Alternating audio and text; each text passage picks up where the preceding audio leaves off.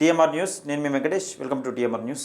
ఈరోజుగా శనార్థి పేపర్లో ప్రధానంగా వచ్చిన హెడ్లైన్స్ మీకు వినిపించే ప్రయత్నం చేస్తా. దయచేసి వీడియోని ఎక్కువ మందికి షేర్ చేయండి. ఎందుకంటే అప్లోడ్ చేసిన 1-2 అవర్స్ లోపు ఎన్ని లైక్లు వస్తే అంత ప్రమోట్ చేసే అవకాశం ఉంటుంది. యూట్యూబ్ ఎక్కువ మందికి చూపించే అవకాశం ఉంటుంది. దాదాపుగా మన సబ్స్క్రైబర్స్ చాలామంది ఉన్నారు. లైక్ చేయండి, షేర్ చేయండి, మీ అభిప్రాయాన్ని కామెంట్ రూపంలో తెలియజేయండి. ఒకసారి ఈరోజు శనార్థి పేపర్లో ప్రధానంగా వచ్చిన వార్త చూసుకుంటే ఒకసారి ఇక ఇల్లేనా హ్యాపీయెస్ట్ ప్లేస్ కళ్ళతో ఇల్లేనా హ్యాపీయెస్ట్ ప్లేస్ అని ఏది రష్మిక మందాన అంటా ఉన్నది. కళ్ళతో పలకరించే హావభావాలను నమ్ముతా నటి రష్మిక మందాన అని ఒక కథనం అయితే చూస్తున్నాం. దానికి సంబంధించిన వార్త ఇక మేలుకో బీసీ బిడ్డ ఏళ్ళుగా అవమానాలు చిత్కారాలేనా, జెండా మోసుడు కాదు పీఠం ఎక్కాలి, 10% ఓళ్లకు బాంఛననుడెందుకు, ఓట్లు మనయి సీట్లు మనయే, అణచివేత ఇంకెన్నాళ్ళు, జనరల్ స్థానాల్లో సీట్లు దక్కాలి, ఆర్థికంగానూ అసమానతలే, తెగించి కొట్లాడితేనే రాజ్యాధికారం సొంతం, మల్లన్న తువ్వకు గొంతు కలుపు, అడుక్కునుడు కాదు బరి గీసి కొట్లాడదామంటూ తీన్మార్ మల్లన్న ప్రధానంగా వచ్చిన వార్త. ఒకసారి దీన్ని వినిపించే ప్రయత్నం చేద్దాం. ఎందుకంటే జనరల్ స్థానాలలో కూడా బీసీలు నెగ్గాలి అనే దిశగా ముందుకెళ్తా ఉన్నారు. ఇంకా ఎన్ని రోజులు సీట్లు ఇచ్చే స్థాయిలో ఉండి మనం ఎన్ని రోజులు సీట్లు అడుక్కుందామని ఒక వార్తను అయితే కథనంగా తీసుకున్నారు. ఒకసారి దానికి సంబంధించిన వార్త చదువుదాం. ఇక పాలకులు మారారు, ప్రభుత్వాలు మారాయి, కానీ బీసీ బిడ్డల తలరాతలు మారడం లేదు. దశాబ్దాలుగా సామాజిక, రాజకీయ, ఆర్థిక అణచివేత వస్తున్నాయి. పైపెచ్చు అవమానాలు, చీత్కారాలు, బహుమతులు ఉన్నాయి. నిజానికి తెలంగాణలో 60% పైగా జనాభా బీసీ జనాభే, కానీ రాజ్యాధికారం వాటాకు ఆమడ దూరంలో ఉంటూ వస్తున్నారు. కండ్ల ముందే తీరని అన్యాయం జరుగుతున్న గొంతెత్తి ప్రశ్నించలేని పరిస్థితి. ఇన్నాళ్ళు బీసీ సంఘాల పేరు చెప్పుకొని రాజకీయం పబ్బం గడుపుకోవడం మినహా బీసీ సమాజానికి చేసింది శూన్యమే అని చెప్పాలి. తెలంగాణలో ఏళ్ల తరబడి బీసీల ఉద్యమాలు జరుగుతూనే ఉన్నాయి. కొంతమంది లీడర్లు తమకు రాజకీయ, ఆర్థిక అవసరం వచ్చినప్పుడల్లా బీసీ ఉద్యమాన్ని తెరపైకి తేవడం, పాలకుల నుంచి లబ్ధి అందంగానే వెనక్కి తగ్గడం శరామామూలే. కానీ గత కొంతకాలంగా పరిస్థితి మారింది. బీసీల్లో ఊహించిన మార్పు వచ్చింది. పట్టభద్రులు ఎమ్మెల్సీ తీన్మార్ మల్లన్న గత కొన్నేళ్లుగా బీసీ ఉద్యమాన్ని తీవ్రతరం చేసేందుకు శక్తులా ప్రయత్నిస్తున్నారు. ఓట్లు అడుక్కోవడం కాదు, సీట్లు లాక్కోవడమే రాజ్యాధికారం సాధ్యమనే ఆకాంక్షను ప్రజల్లోకి బలంగా తీసుకెళ్లగలిగారు. దీంతో అనతి కాలంలో బీసీ చైతన్యం పెళ్ళుబెక్కింది. ఈ క్రమంలోనే తీన్మార్ మల్లన్న బీసీ వాదాన్ని భుజానికి ఎత్తుకుని ప్రతి నియోజకవర్గంలో బీసీ సభను భారీ ఎత్తున నిర్వహించడం మొదలుపెట్టారు. అసలు బీసీ కులాలని ఏకం కావాల్సిన ఆవశ్యకతను బీసీలకు గుర్తు చేశారు. ఓ బీసీ బిడ్డ ఇంకెరైనా మేలుకో, రాజ్యాన్ని ఏలుకో అనే కాన్సెప్ట్తో బీసీలో సంపన్న కులాలను ఏకదాటిపైకి తీసుకొచ్చారు. జెండాలను మోసుడు కాదు పీఠం ఎక్కాలంటూ బీసీలను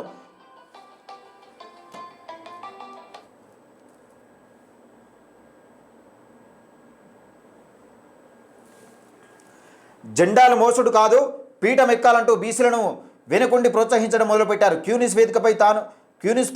వేదికపైనే కాదు వీలు చిక్కిన ప్రతి సమావేశంలోనూ బీసీలకు జరుగుతున్న అన్యాయం దక్కాల్సిన వాటాపై గొంతెత్తారంటూ నిజంగా ఇది 100% వాస్తవం. ఎందుకంటే బీసీ నినాదం అంతకుముందు లేదంటే అంతకుముందు కూడా ఉన్నది. కానీ నాయకుల తమ అవసరాల కోసం, ఆర్థిక అవసరాల కోసం బీసీ నినాదాన్ని ఎత్తుకొని బీసీలను నిజంగా తన అవసరాల కోసం వాడుకునే ప్రయత్నం చేశారు. అంటే బీసీ నినాదం ఎత్తుకున్నారు. మళ్ళా ఏది గతంలో ఎన్నికలు వచ్చినప్పుడల్లా బీసీ నినాదం వస్తుంది. ఇప్పుడు ఎన్నికలు వచ్చినప్పుడు కేసీఆర్ హామీలు ఎట్లా వస్తాయో గతంలో కూడా వాళ్ళకు అవసరం, నాయకుల అవసరాలకు వచ్చినప్పుడు బీసీ నినాదం ఎత్తుకున్నారు. తన అవసరం తీరిపోయాక బీసీ నినాదం దించేసారు. గట్లా జెండా కండు వేసుకున్నాడు, కండువ దించేసాడు అన్నట్టు జరిగింది. కానీ తీన్మార్ మల్లన్న దానికి భిన్నంగా బీసీలు రాజ్యాధికారం దిశగా వెళ్ళాలి, నిజంగా బీసీలు ఇన్ని రోజులు బానిస బతుకుతారు అంటూ కులాలు కాకుండా బీసీ కుటుంబంగా ఒక ముందుకు తీసుకుంటున్న వైనం మనం తెలంగాణలో చూస్తూ ఉన్నాం. బీసీలు ముఖ్యంగా ముందుకు వెళ్ళాలంటూ, రాజ్యాధికారం దిశగా వెళ్ళాలంటూ చైతన్యపరుస్తూ క్యూనిస్ వేదికనే కాదు అంతు చిక్కినప్పుడల్లా, అంటే సమయం దొరికినప్పుడల్లా సభలు పెడతా ఉన్నాడు. ఈ మనం మొన్న మిర్యాల కూడా చూసినాం. రేపు ఫిబ్రవరి 2న వరంగల్లో చూడబోతున్నాం పెద్ద ఎత్తున. 4 ఏళ్లలో బీసీ రాజ్యం ఇది సాధ్యమవుతుందా కాదా అన్నది ఒకసారి చూద్దాం. 4 ఏళ్లలో బీసీ రాజ్యం, 40 ఏళ్ళు అక్కరలే, బరాబరికి రాజకీయ యుద్ధమే. వరంగల్లో పెట్టిన ఏ ఉద్యమం ఫెయిల్ కాలే. లీడర్లు అటో ఇటో తేల్చుకోండి. వరంగల్ సభని తలరాతకు భవిత పట్టభద్రులు ఎమ్మెల్సీ తీన్మార్ మల్లన్న కొత్తమైతే చూస్తున్నాం. దానికి సంబంధించిన వార్త 2వ పేజీలో చూడవచ్చు. ఇక్కడ విషయం ఏంటంటే 40 ఏళ్ళు కొట్టడం అవసరం లేదు, 4 ఏళ్ళు సరిపోతుంది బీసీ రాజ్యం రావడానికి అని తీన్మార్ మల్లన్న కడాఖండిగా చెప్తా ఉన్న విషయం చూస్తూ ఉన్నాం. ఇక వరంగల్ సభ మీ తలరాత్రి మార్చబోతుందని చెప్తా ఉన్నాడు. బీసీ సభను విజయవంతం చేస్తాం. వరంగల్ పెద్ద ఎత్తున తరలుతాం, నాయి బ్రాహ్మణ సత్తా చూపిద్దాం, సంఘం వరంగల్ జిల్లా అధ్యక్షుడు సతీష్ అనే ఒక వార్తను అయితే చూస్తున్నాము. దాదాపుగా బీసీ సంఘాల సభకు, బీసీ గర్జన సభకు అన్ని సంఘాల మద్దతు తెలుపుతా ఉన్నాయి. ఇది నిజంగా ఇది ఒక ప్రభంజనం కాబోతా ఉన్నది తెలంగాణలో. యుద్ధం ఇప్పుడే స్టార్ట్, ఫిబ్రవరి 2న ట్రయల్ మాత్రమే, 6% లేని వాళ్ళకు 10% రిజర్వేషన్లు ఏంటి, తెగించి కొట్లాడితే మన రాజ్యం రాదా, గౌడ సంఘం నాయకులు కూడా మాజీ చైర్మన్ అని ఒక వార్తనైతే చూస్తున్నాం. దాదాపుగా అన్ని సంఘాలు మద్దతు తెలిపినట్టే అన్ని సంఘాలు మద్దతు తెలుపుతూ ఉన్నాయి. ఇది అలా ఉంటే జిహెచ్ఎంసీ మేయర్కు షాక్, కార్పొరేటర్లతో మేయర్ సమావేశం, హాజరు కాని 15 మంది కార్పొరేటర్లు, విజయలక్ష్మిపై అసంతృప్తి కారణమా, అవిశ్వాసానికి బీఆర్ఎస్ ప్రయత్నాలు, మేజర్ విజయలక్ష్మి పదవి గండమని ఒక వార్తనైతే చూస్తున్నాం. ఇక ఈమె సమావేశం పడితే దాదాపుగా 15 మంది కార్పొరేటర్లు రాలేదట. మరి ఈమెపై అవిశ్వాసం పెట్టేందుకు సిద్ధంగా ఉన్నారని ఒక వార్తని తీసుకొచ్చారు. బీఆర్ఎస్ చాప్టర్ క్లోజ్, 3 ఎమ్మెల్సీ ఎన్నికలకు దూరం, కేసీఆర్ సొంత జిల్లాలో అభ్యర్థులు లేరా, బీఆర్ఎస్ కేసీఆర్కు ప్రజలు వీఆర్ఎస్, కేటీఆర్ ప్రజలకు సమాధానం చెప్పాలి. బీజేపీ ఎంపీ రఘునందన్ రావు నిన్న ఎడాపెడా అరుచుకున్నాడు. ఆశంపై ఈశంపై వాయించిండు కేసీఆర్ కేటీఆర్ది. నిజంగా 3 ఎమ్మెల్సీ స్థానాలకు నోటిఫికేషన్ రాబోతా ఉన్నది. మరి వీళ్ళకి అభ్యర్థులు కేసీఆర్ ఎందుకు ప్రకటించడం లేదు? ఇటు ఖమ్మం కానీ, వరంగల్, నల్లగొండ టీచర్ ఎమ్మెల్సీ, అలాగే నిజామాబాద్కు సంబంధించిన టీచర్ ఎమ్మెల్సీ, పట్టభద్రుల ఎమ్మెల్సీ గురించి అసలు ఊసే లేదు. మరి అభ్యర్థులు మాత్రం ఎవరికారే ప్రకటిస్తూ ఉన్నారు. ఇప్పుడు పార్టీ అధిష్టానం నిజంగా కరీంనగర్ జిల్లా, కేసీఆర్ సొంత జిల్లా అయిన కరీంనగర్ కేసీఆర్ పెద్ద ఎత్తున హవా కొనసాగే ఈ జిల్లాలో మరి ఎందుకు దడుచుకుంటుండు కేసీఆర్ ఎందుకు దడుచుకుంటుండు? ఒకవేళ నిజంగానే బరిలో నిల్చుంటే పైసలతో కూడిన పని కాబట్టి నిజంగా ఇక్కడ ఒకవేళ బీసీలే, ఇప్పుడు ఇరు పార్టీలు బీసీలను నిలబెట్టే అవకాశం ఉన్నది కాబట్టి నిజంగా బీసీలను నిలబెట్టి బీసీలకు ఎందుకు ఇవ్వాలా డబ్బులు అని ఒక విధంగా ఆలోచిస్తున్నాడా? లేకపోతే ఖమ్మం, నల్గొండ, వరంగల్ పట్టభద్రుల ఎమ్మెల్సీలో ఇతర పార్టీ వాళ్ళని తీసుకొచ్చి ఇతర పార్టీ అభ్యర్థిని తీసుకొచ్చి రాకేష్ రెడ్డిని తీసుకొచ్చి ఒక 50 కోట్ల రూపాయలు విచ్చలవిడిగా పంచిన వైనం చూస్తూ ఉన్నాం. మరి నిజంగా బీసీలు అంటే అంత చులకన కేసీఆర్కు? గతంలో బీసీ ఉద్యమకారులు బీసీల గురించి మాట్లాడతారు కానీ, నోరెత్తే కార్యకర్తలు కానీ, నిజంగా కొందరు నాయకులు కానీ, మరి గెల్లు శ్రీనివాస్ యాదవ్ భవిష్యత్ ఏంది? ఒక ఉద్యమకారుడు, తెలంగాణ ఉద్యమకారుడు గెల్లు శ్రీనివాస్ యాదవ్, ఒక యాదవ్ బిడ్డ, మరి ఆయన భవిష్యత్ ఏంది? ఏది తెలంగాణ ఉద్యమం అంటూ కరీంనగర్ గడ్డ మీద నుంచి గెలిచిన కేసీఆర్, రాజీనామా చేసి కరీంనగర్ గడ్డ మీద నుంచి గెలిచిన కేసీఆర్ మరి ఎందుకు దడుచుకుంటుండు అంటే పైసలు కాదు, ప్రజా వ్యతిరేకత. అహంకారంతో కళ్ళు నెత్తికెక్కితే డబ్బులు ఏం చేయి, ప్రజా వ్యతిరేకత మొదలైందనుకో మేము పాత్ర పెడతారు, బొంద పెడతారు. దానికి కేసీఆర్ జీవితం నిదర్శనం, బీఆర్ఎస్ పార్టీ నిదర్శనం.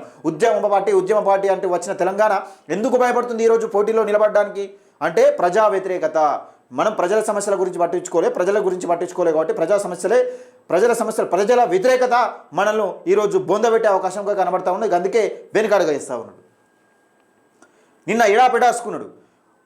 31 నుంచి పార్లమెంట్ తొలి రాష్ట్రపతి ప్రసంగం, ఫిబ్రవరి 1న కేంద్ర బడ్జెట్ ప్రవేశపెట్టనున్న నిర్మలా సీతారామన్, పార్లమెంటు బులెటిన్ విడుదల, జనవరి 31న పార్లమెంటు బడ్జెట్ సమావేశాలు ప్రారంభం కానున్నాయి. ఈ మేరకు మంగళవారం పార్లమెంటరీ బులెటిన్ విడుదలైంది. ఆ బులెటిన్ వివరాల ప్రకారం రాష్ట్రపతి ద్రౌపది ముర్ము తొలి రోజు శుక్రవారం పార్లమెంటు ఉభయ సభలకు ఉద్దేశించి ప్రసంగించారు. రాష్ట్రపతి ప్రసంగం అరగంట తర్వాత రాజ్యసభ కార్యకలాపాలను మొదలవుతాయి. కేంద్ర ఆర్థిక శాఖ మంత్రి నిర్మలా సీతారామన్ ఫిబ్రవరి 1న లోక్సభలో కేంద్ర బడ్జెట్ 2025ను ప్రవేశపెట్టనున్నారు. 2025 కేంద్ర బడ్జెట్ రాబోతా ఉన్నది. దానికి సంబంధించిన వార్త 31 నుంచి పార్లమెంట్ సమావేశాలు జరగనున్నాయని ఒక వార్తలు అయితే కథనంగా తీసుకున్నారు. కుంభమేళ కంటే లండన్ వెళ్ళడమే చీప్, ఆకాశాన్ని అందుతున్న ఫ్లైట్ ధరలు ₹5,000 టికెట్ ₹32,000 విక్రయం, లండన్ టికెట్ కేవలం 24,000. కుంభమేళ ఎక్కడ చూసినా మహా కుంభమేళలో ఒక వీడియో వైరల్గా మారింది. అది మోనాలిసా. పాపం ఆమె బతుకు తెరువు కోసం పూసలు అమ్ముకోవడానికి వస్తే ఆమెను వైరల్ చేసి ఇచ్చిపెట్టారు. నైట్ ఓవర్ స్టార్ అయిపోయింది. సరే, ఆ కుంభమేళ సంగతి అట్టుంటే, ఆమె మోనాలిసా సంగతి అట్టుంటే, కుంభమేళకు వెళ్ళాలంటే 32,000 ఖర్చు అవుతుందట టికెట్. అది లండన్ వెళ్ళాలంటే 24,000. లండన్కు వెళ్ళాలంటే 24,000. అంటే మహాకుంభమేళకు ఎంత క్రేజ్ తీసుకొచ్చారో నిజంగా ఈ విధానాన్ని ఒకసారి చూడండి. లండనే చీప్ ఉన్నది. దానికి సంబంధించిన వార్త. రేవంత్ పై ఆర్ఎస్పై ఫిర్యాదు, ఫార్ములా ఈ రేసుపై సీఎంవి అనాలోచిత చర్యలు, రాష్ట్రానికి రావాల్సిన పెట్టుబడులు వెనక్కి వెళ్ళాయి, విచారణ జరిపించాలని ఆర్ఎస్పీ డిమాండ్ అనే ఒక కథనం అయితే చూస్తున్నాం. దానికి సంబంధించిన వార్త.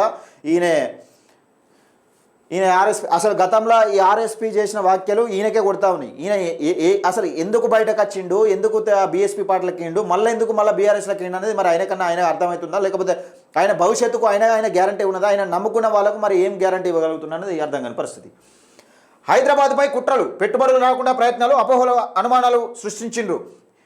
అయినా ఇన్వెస్టర్లు విశ్వాసాన్ని చాటారు. పక్కా ప్రణాళికతో వెళ్లడమే పెట్టుబడులు. 13 నెలల్లో రూపాయలు 1,80,000 కోట్ల పెట్టుబడులు వచ్చినాయి. ముఖ్యమంత్రి రేవంత్ రెడ్డి కథనం అయితే చూస్తున్నాం. అయితే ఈ పుకార్లు నిజంగా కాంగ్రెస్ అత్తే, గతంలో కూడా కాంగ్రెస్ అత్తే ఏమో కొంపలు మునిగిపోతాయి అన్నట్టు, కరెంటే రాదన్నట్టుగా ఒక పుకార్లు లేపడం మొదలుపెట్టిరు. ఈ గ్రామీణ ప్రాంతాలలో కాదు, ముఖ్యమంత్రుల మీద, తెలంగాణ ప్రభుత్వం మీద కూడా ఈ పుకార్లు నడుస్తూ ఉన్నాయి. ఎక్కువ శాతం మనం గ్రామీణ ప్రాంతాలలో చూస్తాం. అంటే వీళ్ళకు పరిపాలన చేతగాక ఎదుటోడి మీద బురద చల్లే ప్రయత్నం చేస్తూ ఉంటారు తమ అనుచరులతో. పుకార్లు లేపడం, వీళ్ళ పరిపాలన ఏమైనా ఉందంటే వీళ్ళ పరిపాలన చక్కగా ఉండదు, కానీ ఎదుటోడి మీద బురద చల్లే ప్రయత్నం చేస్తూ ఉంటారు. ఎప్పుడు అదే పని మీద ఉంటాడు. నువ్వు ఏం చేస్తున్నావురా కొండిగా అంటే ఇంకొని పని చెప్తాడు. వాడు లంగా, వాడు దొంగ, వాడు ఇటుంటాడు, వాడు అటుంటాడు, అంతే. వాడి పరిస్థితి ఏంటంటే దాని బతుకు మొత్తం అంతే. గట్లుంటుంది మన తెలంగాణలో. ముఖ్యమంత్రి అసలు రాష్ట్రం మీద కూడా పుకార్లు లేపే అవకాశం కనబడుతుందంటే ఆయన నమ్మకుండా ఇన్వెస్ట్ చేసిర్రు. ఇదిగా ఈ అమీన్పూర్ మళ్ళీ హైడ్రా, పద్మావతి లేఅవుట్లో కూల్చివేతలు, 24 ఎకరాల్లో కబ్జా. ఏపీ మాజీ ఎమ్మెల్యే కాటసాని ఫెన్సింగ్ తొలగింపని కథనం అయితే చూస్తున్నాం. మొత్తానికి తెలంగాణలో హైడ్రా కొరడాలు వినిపిస్తూ ఉన్నది. ఎక్కడ అక్రమ కట్టడాలు ఉంటే అక్కడ పోయి కూల్చివేతలు మొదలు పెడతా ఉన్నది. ఇది నిజంగా శుభపరిణామని చెప్పుకోవచ్చు. కానీ నిరుపేదల ఇల్లు కొన్ని పోతా ఉన్నాయి. రియల్ ఎస్టేటర్లు ఎవరైతే ఉన్నారో, దందాలు చేసిన వాళ్ళు ఎవరైతే ఉన్నారో, అక్రమంగా కబ్జాలు పెట్టి భూమిని రియల్ ఎస్టేట్ చేసి నిరుపేదలకు వాళ్లకు అమ్మేస్తే ఇప్పుడు నిరుపేదలు బలవుతున్నారు. దానికి సంబంధించిన వార్త ఒకటిగా మనం పెద్దపల్లి రాజన్న నేటి మాట చూసుకుందాం ఒకసారి. గద్దర్ ప్రజా ఉద్యమాల ఆనవాళ్ల రూపం. గద్దర్ దళిత బహుజనుల ఆత్మగౌరవ పోరాట శిఖరం. గద్దర్ కోట్లాది ప్రజల తిరుగుబాటు గీతం. ఖద్దర్ చొక్కాల కలగలుపు కానే కాదు, అతను ఒక పీడిత పక్షపాతి, అణగారిన జాతుల విముక్తి, గోషి గొంగడే తన ఆస్తి, చేతికరతో కాలం తొవ్వ చూపిన బాటసారి. చరిత్ర గురించి మనం చెప్పుకోవడం కాదు, చరిత్ర గద్దర్ గురించి చెప్పుకోవాలి. ఎన్నో పోరాటాలను, మరెన్నో ఉద్యమాలను ప్రభావితం చేయగలిగిన ఉద్యమకారుడు. డబ్బుకు బెదిరింపులకు లొంగలేదు. రాజ్యం కక్షగట్టి తుపాకీ తూటలను దింపిన చెక్కుదెరను ఉక్కు సంకల్పం అతనిది. గద్దర్ 2 తరాలకు మార్గదర్శకుడు, రేపటి తరాలకు ఆదర్శపాయుడు. గద్దర్ ఒక కులానికో ఒక మతానికో సంబంధించిన వ్యక్తి కాదు. అతడు అఖండ భారతావాణి ముఖ చిత్రం. గద్దర్ ఆటగాడు, పాటగాడు, మాటగాడు. అలాంటి మహోన్నతమైన వ్యక్తిని ఎన్ని అవార్డులు ఇచ్చినా అతని పద్మములు ముందు సరితూగలేవు అంటూ పెద్దపల్లి రాజన్న చాలా చక్కగా నేటి మాట రాసిండు. నిజంగా గద్దర్ గురించి అమోఘమైన వ్యాఖ్యలతో నేటి మాట రాయడం జరిగింది ఈరోజు. దీనిపైన గద్దర్ పైన నిజంగా బండి సంజయ్ చేసిన వ్యాఖ్యలను తీవ్రంగా ఖండిస్తున్నారు. గద్దర్ గలం అంటూ గద్దర్ అభిమానించే నాయకులు తీవ్రమైన విమర్శలు చేస్తూ ఉన్నారు. బండి సంజయ్ ఈ వాక్యాలు వెనుకకు తీసుకోవాల్సిన పరిస్థితి ఉంది. నిజంగా బండి సంజయ్ కోపం అంతా ఈటల రాజేందర్ విన్నా లేకపోతే గద్దర్ విన్నా చెప్పాల్సిన అవసరం ఉన్నది. మీరు చెప్తున్నారు కదా, నక్సల్స్ భావజాలం ఉన్న వాళ్ళను ఏ విధంగా అవార్డ్స్ ఇస్తామని చెప్తా ఉన్నారు కదా, మరి నక్సల్స్ భావజాలం ఉన్న తులామను ఎందుకు చేర్చుకున్నారు, బొడిగ శోభక్కను ఎందుకు చేర్చుకున్నారు, ఈటల రాజేందర్ను బీజేపీ పార్టీలో ఎందుకు చేర్చుకున్నారు, మళ్ళీ వీళ్ళ పరిస్థితి ఏంది, మీరు ఆ మాటలు మాట్లాడిన తర్వాత వీళ్ళ పరిస్థితి ఏందని ఒకసారి వెనుకకు తిరిగి చూసుకోవాలి. ఇది మొత్తానికి ఇక శనార్థి పేపర్లో ప్రధానంగా వచ్చిన హెడ్లైన్స్. దయచేసి ఈ వీడియోని ఎక్కువ మందికి షేర్ చేసే ప్రయత్నం చేయండి. శనార్థి పేపర్ని ఎక్కువ మందికి షేర్ చేసే ప్రయత్నం చేయండి. 4 ఏళ్లలో బీసీ రాజ్యం సాధ్యమవుతుందా? ఒకవేళ మీరు సాధ్యమవుతుంది అనుకుంటే అవును అని కామెంట్ చేయండి, లేకపోతే కాదు అని కామెంట్ చేయండి. మీ అభిప్రాయాన్ని కామెంట్ రూపంలో తప్పకుండా తెలియజేసే ప్రయత్నం చేయండి. మన ఛానల్ అయితే సబ్స్క్రైబ్ చేసుకోండి.